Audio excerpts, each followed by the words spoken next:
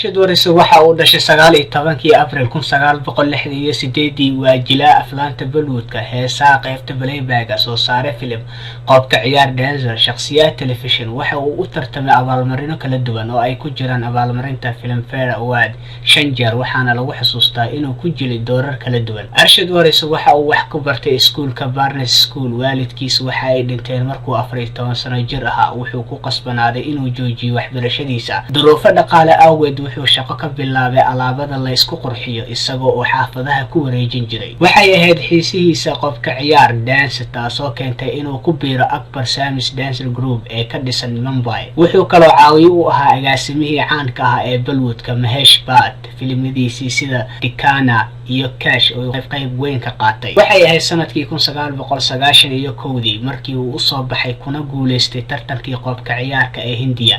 Isla sanadkii xigay 1992 waxa uu ku guuleystay abaalmarintiisii afraad ee World Dance Champions ee lagu qabtay London isagoona markaasi da'diisa ahayd 20 jir. Lacagtii abaalmarintaasi uu ku guuleystay wuxuu u adeegsaday in uu ku soo aasaaso istuudiyaha qofka ciyaarka ee ugu magac daray Cajiib Awesome. Wuxuu xiriir la yeeshay kooxda tiyaatarka Ingiriiska ee ka dhisan Mumbai. Intaa kadib wuxuu helay doorkiisii ugu horeeyay jilaa filim waxaana soo saartay shirkadda Amitabh Bachchan Corporation Limited. filimka magaciisu waa Tere Mere Sabne wuxuu soo baxay sanadkii 1996 laga soo bilaabo soo saarbixiisii ugu horeeyay ilaa 2003 wuxuu sameeyay dhowr filim laakiin wuxuu ku guuldareystay inuu wax saameyn ah yeesho kadib markii uu la yimid filimka Munna Bhai aad baa loogu amaanay doorkiisa waxa uuna ku guuleystay aktarka ugu wanaagsan qaybta majaajilada 2004 iyo 2007 ilaa iyo haatan jilitaankiisa filimka Zahar wuxuu ahaa midkii ugu fiicnaa ee uu jilo.